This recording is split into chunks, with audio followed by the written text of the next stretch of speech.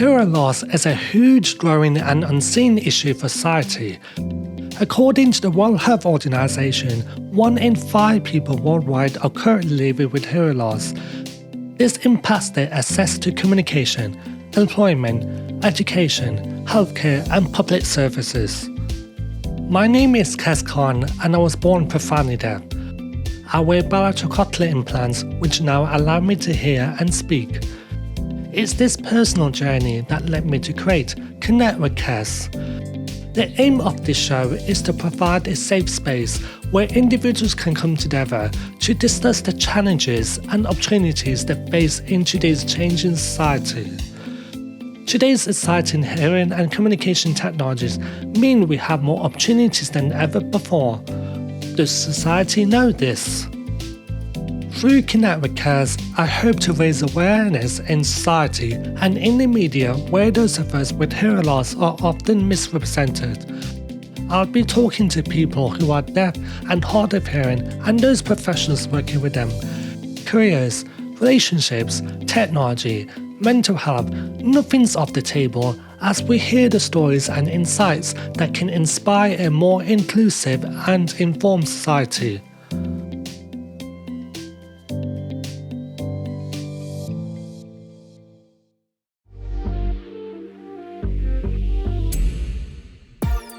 Today, we have an amazing guest joining us from America. Jess is an executive director of the Center for Advancement of Next-Gen Deaf.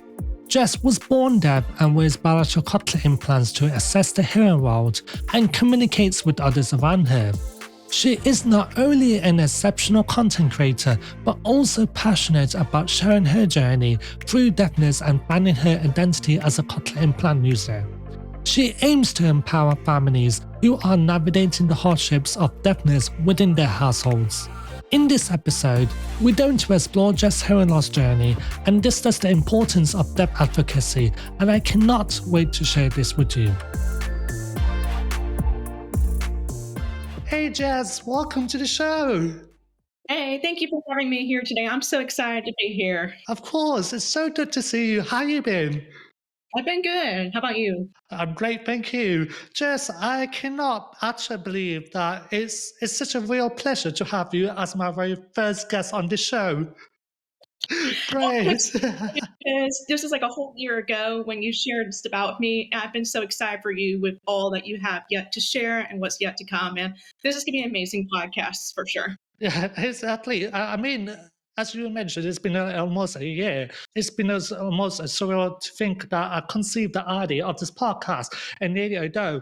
And I mentioned that I would love to have you as my first guest. But then, unfortunately, I've had other plans and I've been incredibly busy and been traveling to different countries, to attend conferences and events to raise awareness about deaf advocacy. And finally, here we are making this happen. So exciting. I'm so excited today, so thank you for having me. Always. I believe, Jess, we have connected on Instagram and we haven't actually met on person yet, but this is something we can have to meet one day. One day. It will come. It will come, for sure, for sure. So the last couple of months, I observed the way you advocate for, your deaf story, for your hearing loss journey and your journey with cochlear implants and, across the social media platforms. And it's so inspiring. And, when we share our experiences in such way, it does not only help people to be aware of our journey, but it also serves to be as a strength and empowerment for many. So it's so inspiring. And it's really exciting because, when I reflect back just when we were really the first of the first, and I remind people of that all the time, is pediatric cochlear implantation really wasn't passed and wasn't a thing until we were born and we were kids. And so we didn't have role models. We didn't have people who talked about the journey because we're the first of first. So I like to say it comes with being the guinea pig, the tester, but it's a lonely journey to navigate that by yourself. And I'm so thankful because I think one of the blessings of social media is create this entire community where we can all connect together and realize that we haven't been alone this time. Because when you're a child who is deaf, regardless of your language, you're usually the only deaf person in your school. in your town sometimes in some cases, unless you live in a very urban city where there's more of a deaf community and deaf culture both. But that's not the reality for most of where I live, which is the United States. So Yeah. really Yeah. love connection. Yeah. Yeah, I totally relate in so many ways what you have mentioned. When I was a kid, there's no role models I could follow up to, or there's no role models I could look up to. But yes, to start off this conversation, I would like to ask you that what was it like for you when you joined your childhood? What was it like for you while you were growing up? So for me, growing up, I was born completely deaf. I'm born with severe, profound hearing loss, sensorineural hearing loss to be specific. I am one of the few that we do know the exact type of hearing loss I have, which is connection 26 GABA beta junction, which means I don't have the cilia in my cochlea to help the sound continue to travel to stimulate the auditory nerve. So that's the reason for my hearing loss and everything. I am born to two hearing parents, and it's just happens to be my family recessive gene, but statistically speaking, it's very slim. But my family is one of the families of three deaf children, and we Right, all are favorite plants. So, growing up at first, it was a normal experience. And that's why I like to tell people about my parents really did a great job of encouraging and loving me in a way that my deafness was a part of who I am. There was never anything to be ashamed of. And my cochlear implants were also a part of who I am, and there was nothing to be ashamed of. Now, given I did have hearing aids while I was first born, because like I discussed, we were the first of the first. And if you go back to my Instagram and TikToks, I describe a bit more in depth to why my cochlear candidacy was delayed. But the basic reason is surgeons believed I was not deaf enough to be implanted at the time. So right, that whole other barrier as well. But right for me, my mom did a really great job as an advocate in making me very comfortable in my own skin. And my brothers and sisters were deaf. So to yeah, me, I knew our family was not normal, to so speak, like as another family who have children that are all hearing, but it was our normal. Like everything we did was around our deafness and our cochlear technologies. But for me, I would say example when I started to realize that I was different, to so speak. But the thing is, different is beautiful, and there's nothing wrong with being different. But it is a journey with becoming to able to be confident in that differentness and what you bring to the table. right, And that really wasn't until I got mainstreamed. yeah, And by this point, because I had been late identified and late intervention and everything, and that's a whole nother mess, but it's one I've shared on social as well. But because of that late identification, I was delayed in my language development. And then once I got my co-parents, because my parents' choice for me was listening and spoken language with some sign. And I'm talking about like just functional ASL. I'm not talking about conversational ASL, more just that functionalness, and that we still use. But once I got my co-plans, my parents could see just everything go off the charts. But I had the right team of therapists and everything that helped us understand and helped me work through my speech apraxia. So I also had a motor developmental disorder with my tongue where I couldn't make sound.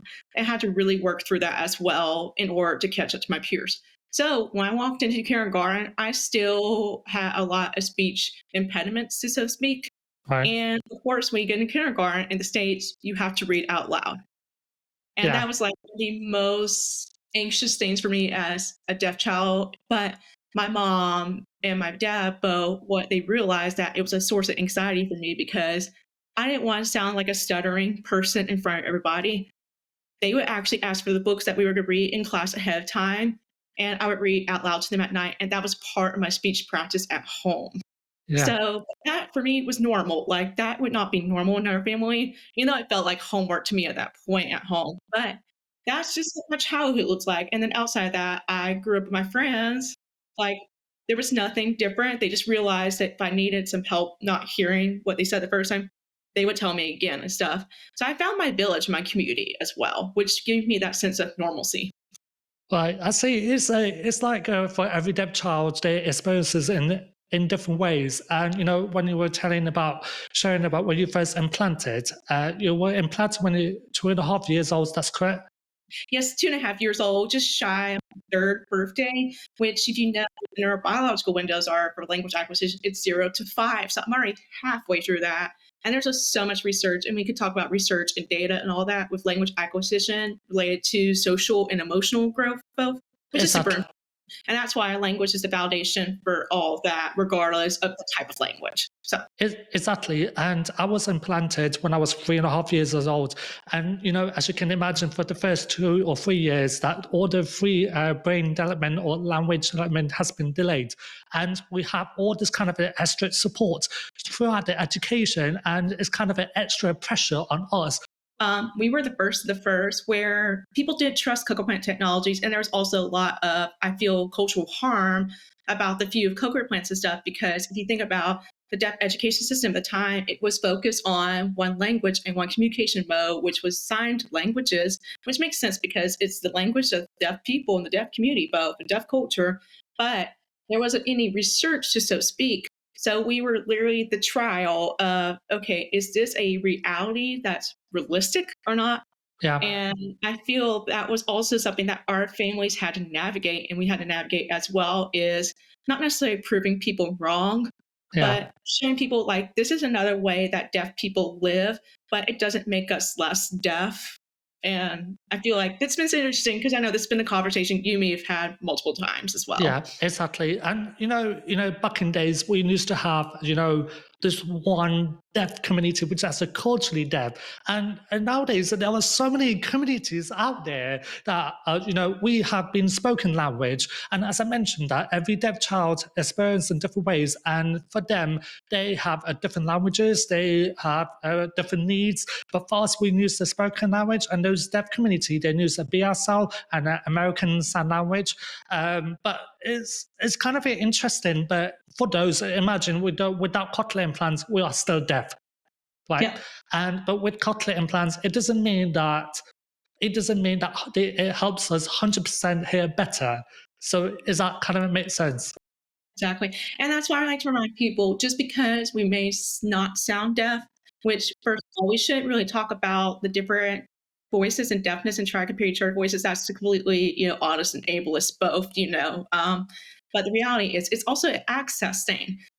For somebody to be able to speak so normally, it is an access thing. And it's an access issue if professionals are not willing to step up to the plate to do what they should do for us and to find the resources and support that parents need for the language that they've chosen for a child. And this even applies to all languages of the world. This is not just for English alone. This also is for people who are Spanish speaking, Italian, so on, trilingual, bilingual, like that's language. But the reality is, um, we all have accents, whether you think of it or not. So, because like I know I have an accent to you. I'm from South, like the South of the states. So Yeah. from the UK and different stuff. So why do we get into this whole thing of superiority just because we speak? Well, that means that our way is superior. You know what I mean? And that's Yeah. something that grits me a lot because everybody you know, um, I feel like there's a lot of tug of war is that co-parents are a personal choice, but you can't argue with the window of language acquisition and audition if that's something you want to give to your child, because it's the reason I like to talk about my differences between my right ear and my left ear, because I got my left ear when I was 10. So I got my left right when that window closed, and my left ear, I could not function with my left ear alone. Like in terms of hearing and the work that I do, if I was still a physical therapist, I would have to have a lot more other accommodations, and there's nothing wrong with that. But that's the life experience that I have, you know. I totally get what you mean. As I was the first implanted when I was 3.5 years old, and the second when I was second implanted when I was like 12 or 13 years old. But unfortunately, for the second implanted, it hasn't been very successful. So technically, I can hear from the left side. So I have to tell my family and friends to say I'm from the left side so I can hear you better. And those people don't actually dare that. Oh, with the second plant, it actually can help, but it doesn't really help. So for me, I can hear with one ear. So it's kind of bit, challenging.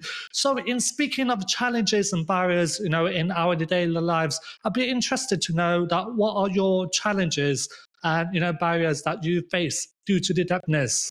The biggest one that popped in my head right away is oh, you speak too well. Do you really need those accommodations? Like, you hear so well with your cover plants. Do you really need that extra support? And oh my gosh, I like to say, for every step that you get to take as a person that already has normal hearing, your ability to comprehend language. Because think about it, and it's funny because I was talking about this in my small group last night with listening. Um, Listening does not come natural for us. We have to work extra hard to even listen, but listening doesn't mean comprehension. So while you and me are talking right now, we're making sure that we heard what the other person said, but do we understand what the other person said? And so there's Right. like that extra step. So if you're in a classroom or in an environment where there's an influx of information, Yeah. oh, yeah, I deserve my accommodations because I am working in overtime with the energy that it does not take for you. Yeah. I And mean, one that's, thing, yeah, people take listening for granted. They actually do. Like, yeah. and we could talk about learning disabilities and other things as well, where some people just listening is just not their learning style. That's okay. That's different. But in typical hearing, Yeah, I totally understand where you're coming from. As for us, that we can hear those words, but we need to make sure that we understand the context of the conversation. And we sometimes that when we don't out, we're speaking with friends and family, and then due to the background noise, and sometimes that we don't actually not. Oh yes, I yeah, actually understand. But in your head, you don't really understand because sometimes you kind of feel a bit anxious of, oh, could you repeat that for me? Or could you, repeat that again and then for third time? And so it's kind of it's all about confidence that you need to speak up.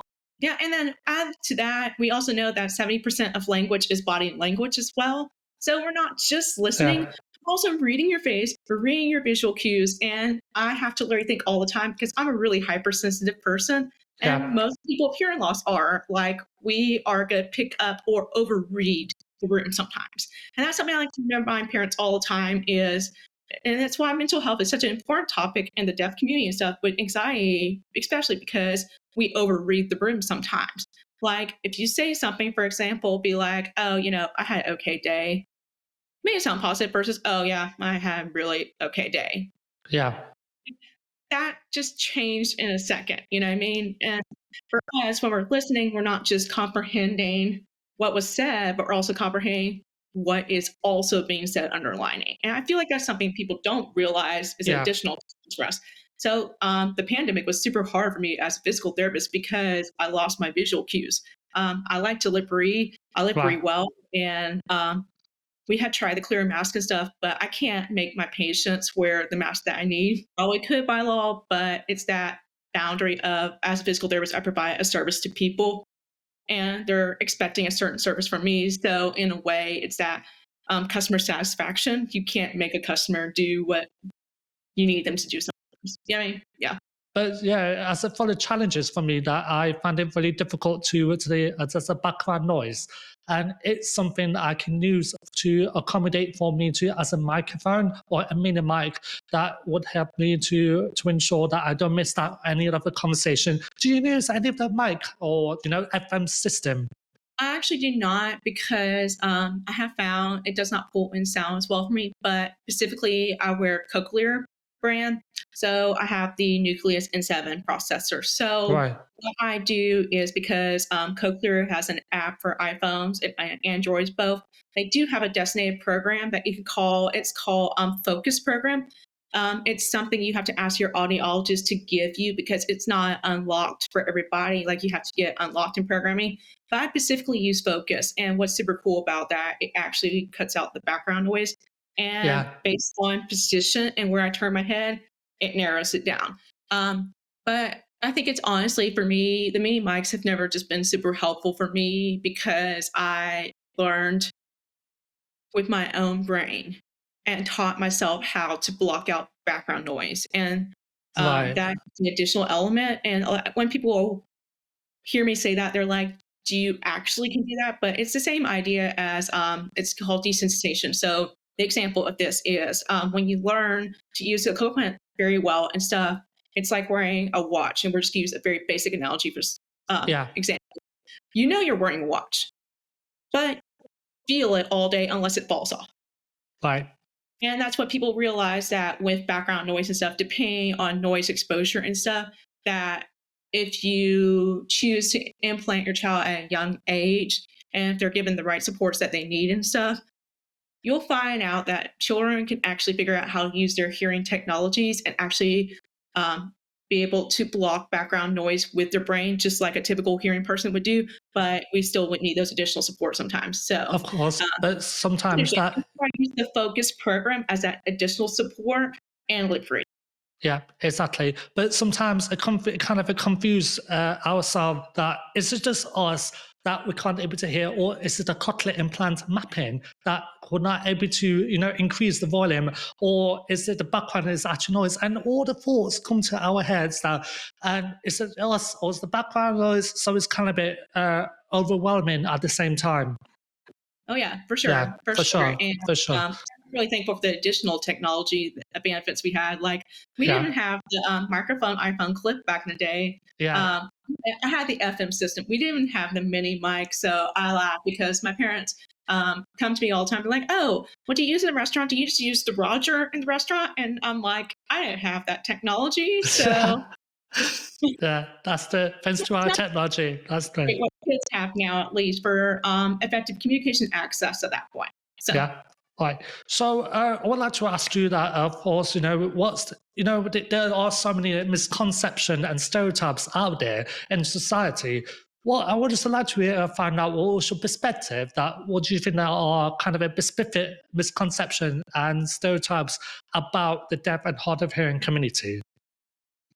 I think one of the biggest misconceptions out there is that we're not capable because of our disability, that we're not capable and be able to have fulfilling lives and fulfilling careers and stuff. Because honestly, the part of the issue really, or not really part of the issue, the issue is people think that, and people are afraid to accommodate for us. Some people think accommodating for us is a form of cheating the system. It's not. And two, further, that they don't want to pay for accommodations. They think that we're costly, but really, it's not that costly to accommodate for us. And I like to remind people all the time, 1 in 4 people will have a disability at some point in their lifetime. 1 in 8 people will have hearing loss at some point in their lifetime. So if you are somebody who's a hearing person listening to this conversation and you realize that 1 in 8 have a hearing loss at some point in life and 1 in 4 have a disability at some point in life, how would you feel if you told a person that you will not accommodate for them because you don't want to, and you're not going to give them the job, even though they will state they don't discriminate you for work and stuff?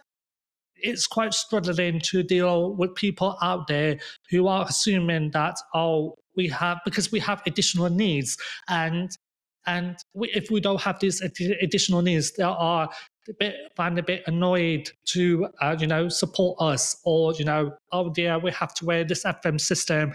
Like even captions for like some memes. Like I have a friend, a dear friend, who specifically and intentionally did not tell her employers when she was hired that she wore cookware plants, and because she knew she would need captioning. And I encourage her that she should advocate for what she needs and everything. And also another guy friend of mine, and for that guy friend of mine, it took him 6 months before they went with the request, and he literally gave them one of the most affordable options that the company could pay for. And lo, and behold, he messaged me. He goes, "It turns out that everybody likes it because they didn't realize it was also a transcription for all the meetings."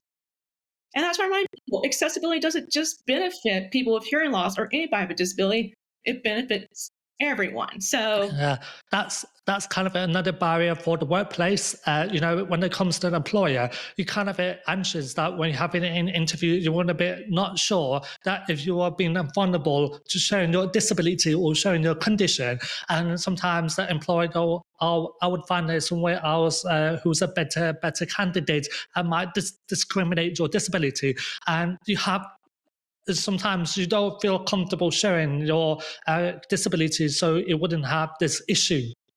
yeah, and it's a stigmatism, like because it's hearing loss and disability, so to stigmatize even employment. Though I do feel that our generation is a lot more open. There's a lot more career opportunities now, like such as working from home, working in more comfortable environments and different stuff, where certain generations of employers are more accommodating, but there's Right. still that Yeah, there's still Yeah. that trauma there and that harm, both that perception, just like we've been talking about, is because we approach a process differently doesn't mean that we're less capable. And that's what I like to remind people is we all bring something to the table because we have to approach a problem differently. We've Yeah. had to adapt to society the whole life. So society does not adapt to us. Yeah, exactly. I Mhm. see what you mean. Yeah, that's stable. Yeah. So, of course, you were being implanted, your first cochlear implant when you were 2.5 years old. How does a cochlear implant, benefit your life and your work life, overall? So for me, my co-parents benefit me because my language is spoken English for me, which is listening and spoken language. And for me, co-parent technology has been a great benefit to my life because it's a tool. It's a tool where I can access to allow me to communicate face to face with my peers, especially the hearing world, as well as most of the communication that I do on a daily basis is with hearing people. It's given me an opportunity to educate people on the reality that I face, that you face, that other friends of mine face, and even the realities of other people who may not have access to cochlear technology or choose not to wear cochlear technology also have. So, in a way, I view cochlear technology, the greatest benefit it's given me is the opportunity to become an educator and advocate both as well. And I think that's really cool. And there's a lot of joy in that for me as well. Right, exactly. And when you mentioned that you would have to advocate for both those people who wear cochlear implants and people don't wear cochlear implants, but we're all going through the same challenges. We're all going through the same barriers, and we're all one deaf community. And if someone asked me that, oh, would you able to go for a challenge for a week without wearing a cochlear implant? I found a bit very, I found this a whole like a different world. In my life, because people forget that my cochlear implant failed right before my 10th birthday, and I was one of the first revision surgeries as well, and of revision surgeries. But it's funny because I actually looked up the data for, well, let me backtrack. I'm not one of the first revision surgeries, but when you look at the data for why revisions occur due to device failures, I fit in none of the data Right. because a super ball hit the side of my head. So I was a traumatic device failure, and I was a device failure where my internal device actually passed the integrity test because it was a Wow. good day, but because of all the symptoms and everything I was experiencing, Right. even though I passed the integrity test, Yeah. when they pulled it out and sent it off to the cochlear manufacturer, Cochlear was then able to confirm I did actually have a device failure because the part where it attaches was hanging by a thread. Right. So Right. the sorry hit the side of my head hard enough, it actually tore right at that moment. Oh So dear.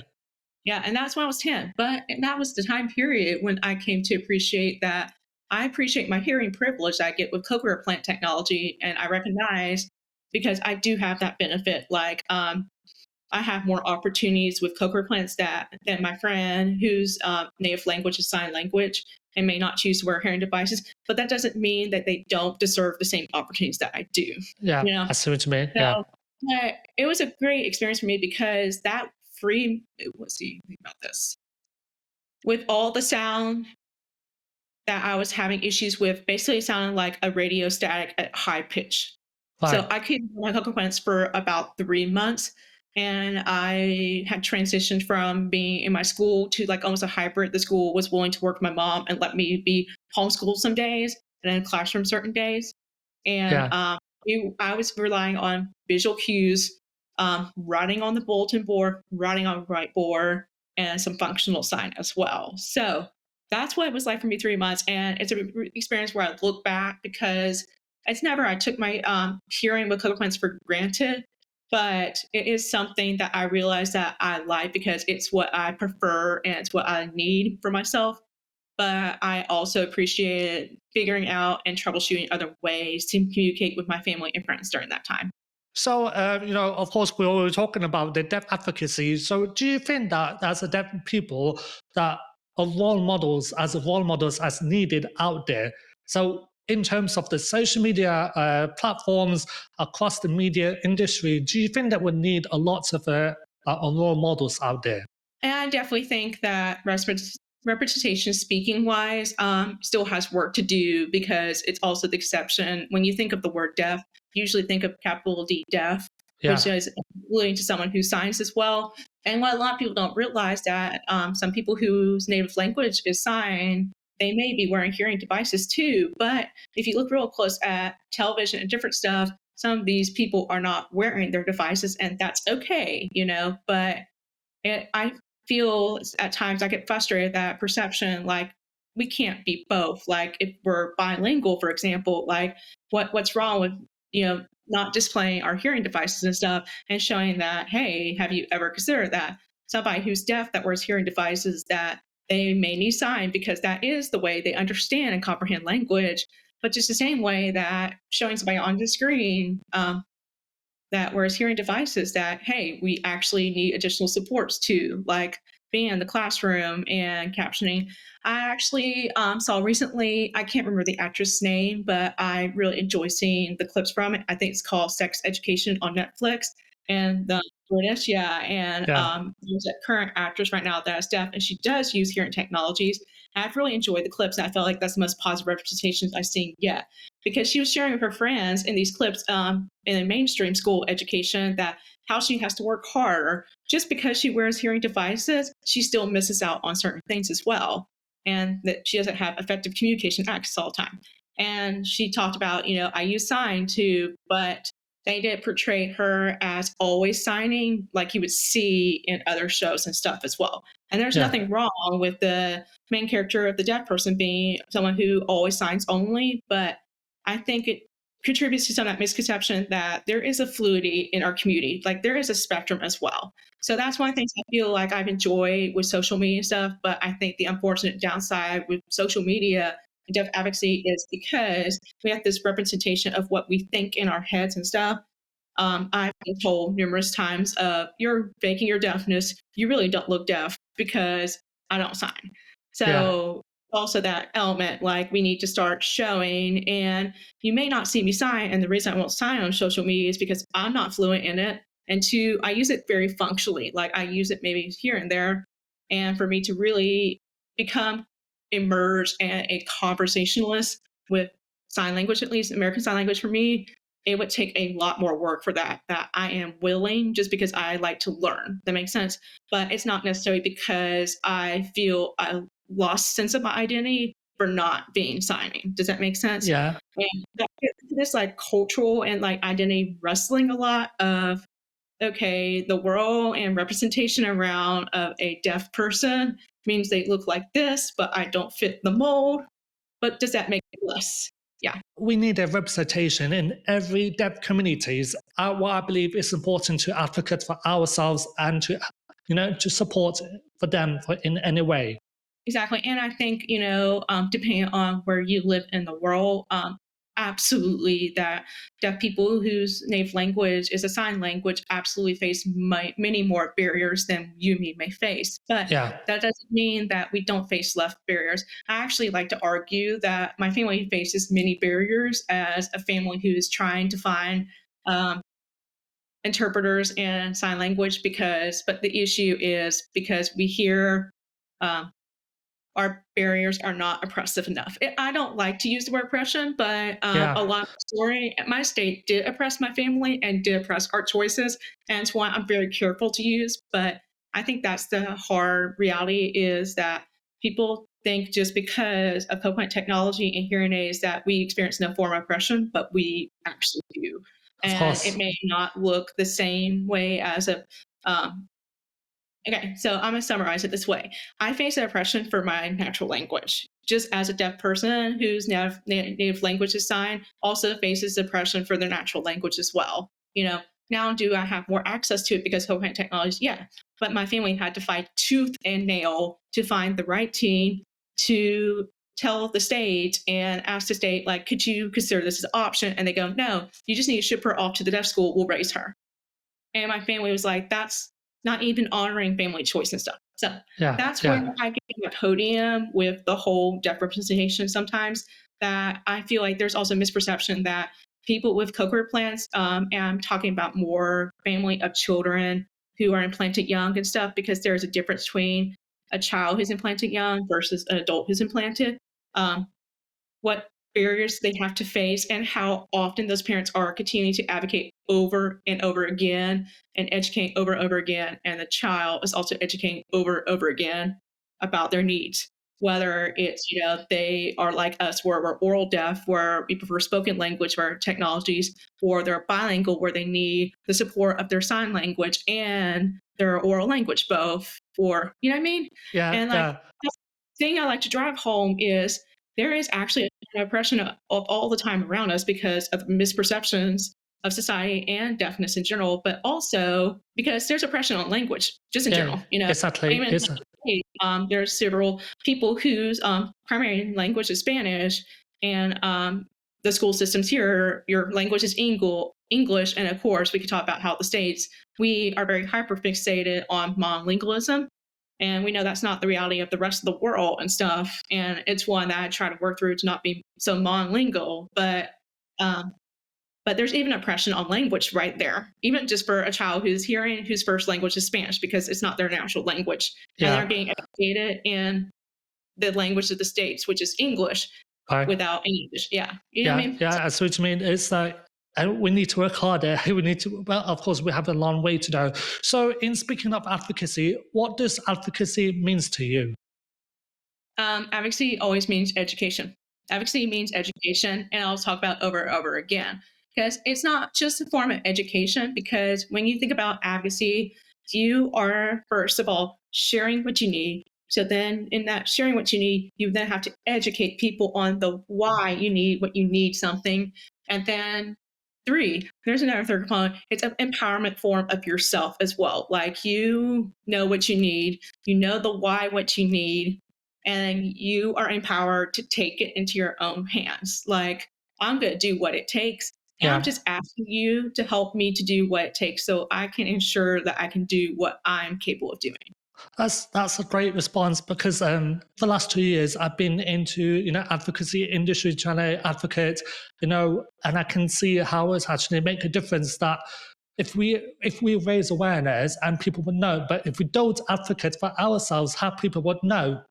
Exactly. And same thing with policy and public policy, especially on a national, local, state, national, international level.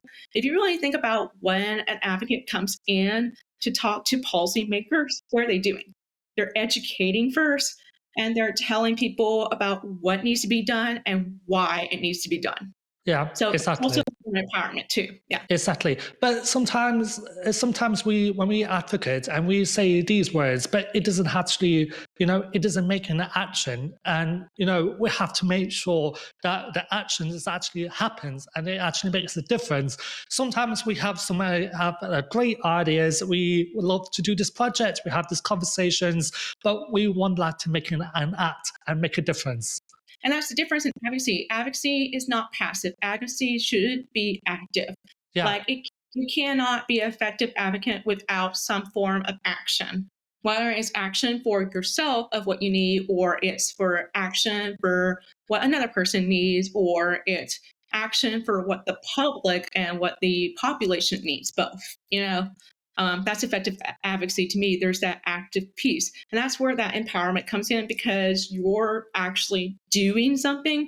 And in a way, I like to tell people it's you're either getting on this bus with me and joining the team, or you're missing the train on the bus. You know what I mean? So, Yeah, I see what you mean. Yeah. Jess, this is an absolute fantastic, great conversation. It's been quite insightful, inspiring. And I would like to ask you to wrap up the conversation.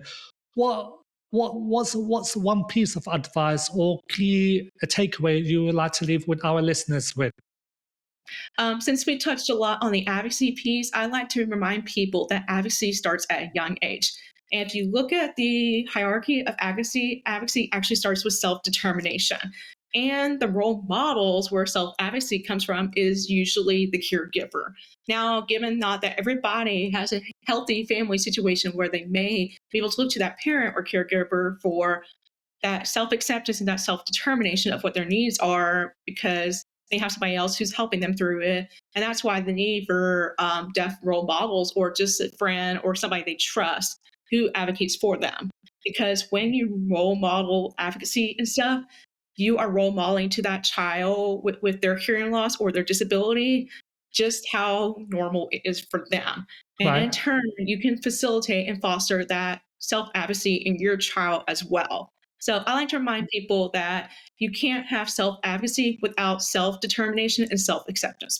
Actually, that's a great advice. Actually, you didn't mean the advice for me. But it's, I totally know what you mean, because when I was a kid, I wasn't able to advocate for myself. I wasn't, and I couldn't able to understand what what important to raise awareness. And then if you sometimes you kept inside, and and you have no feelings to share. But it's absolutely important to advocate for yourself, in even no matter what age you are. Yeah, and really part of that self acceptance and self determination is coming into recognizing your feelings. Like you Yeah. have to go through the process of feeling like you can't be effective advocate without acknowledging your story, your feelings, both good and bad, and realizing how you can move forward from there. Like it's a process. You know what I mean? It's not Yeah. this, people want to say it's linear, but it's really, I like to say this kind of linear process Right. and like up and down. You know what I mean? Right. So Yeah. Yeah. I mean, in speaking of this self acceptance, when is that time that you're able to accept yourself as a deaf identity? Because of course, when you're at school, you will be ashamed of your disability, and you will ashamed of your condition. You will not, and you want to hide this, disability away from the people out there and in school. When is that time that you accept yourself? it's different for everybody. I remember distinctively about two different periods in my lifetime. So the first one I'll share is actually when I lost access to my cochlear implant, which was when I was 10, and I started to realize that, up to that point, I was always told I'm not deaf enough. And then, I lost access to my cochlear implant for 3 months. Right. And I'm like thinking in my head, this is kind of BS for people to tell me that I'm not deaf, because the minute I lose this, I'm having to do something else differently. And then when I put this on, I'm still having to do additional stuff to make sure that I comprehend. And the second other time that I face it, where my forms of self acceptance have kind of been like, screw it, I'm just doing this my way. Right. I was testifying in front of the education community for my state over a bill that I did not agree with because it was very narrowing. It took away family choice, and the interpreter stopped signing what I had to say because what I had to say was not important enough, Right. because I didn't matter. And in that moment, I started to realize, I should be part of this audience too. Like, this is also my community, but they had no idea that I existed because I'm not a valuable option for them and stuff. And that Right. in my moment for me, I started to realize, the only way that people are going to know and understand the realities that I face with is if I accept it myself first and just share my story. And I feel like the more comfortable you get with sharing your story, in a way, it's a form of self acceptance too, because you're accepting, you're Right. acknowledging your feelings, you're acknowledging what you've endured, what you've survived, and your resilience. And you also acknowledge the hope you have for what is yet to come. Thank you so much, Jess, for your time today. It has been an absolutely incredible conversation today. This is something that we need to actually work on, to get this ongoing, to get this ball rolling on. But thank you so much for your time today. Thank And you for having me. It was an honor to be here with you and to share my story and some of my experiences with you. And thank you for having me here. of course,